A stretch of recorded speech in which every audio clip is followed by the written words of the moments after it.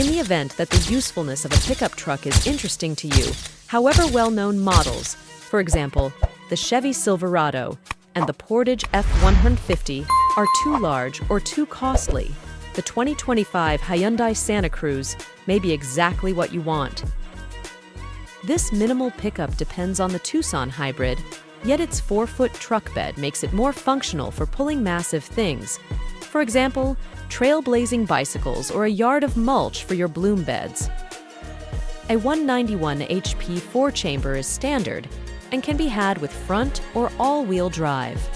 On the off chance that you're hoping to tow, you'll need to go with the discretionary 281 HP Super 4, which conveys perkier speed increase and increments most extreme towing ability to a strong 5,000 pounds.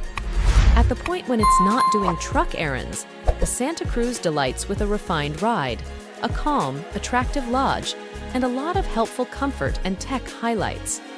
As such, it's as simple to live with as the Tucson SUV. The Hyundai's just negative is its value, which is marginally higher than its just opponent, the Passage Maverick. Although it's just in its 4th model year, Hyundai has given the Santa Cruz pickup truck a minor styling revive for 2025 to make it look somewhat more rough. The restyled grille and front guard are like the 2025 Tucson SUVs, and the off-road XRT model makes things a stride further. It gets a bit of rough terrain flavor thanks to a one-of-a-kind front-end treatment with tow snares, selective 18-inch Haggles tires, and new daytime running lights. Inside, the Santa Cruz's discretionary double-screen infotainment framework has been redesigned with Hyundai's most recent tech. The cost of the 2025 Hyundai Santa Cruz is supposed to begin around $29,000 and go up to $43,000, relying upon the trim and options. The XRT is the trim that we believe is the one to get. In fact, this model addresses a lofty MSRP move over the SE and SEL. However, the more impressive turbocharged motor is an unquestionable requirement for anybody who thinks often about speed increase. The more strong motor likewise lifts the tow rating to 5,000 pounds, and the XRT accompanies all-wheel drive that is an expensive choice on the SEL.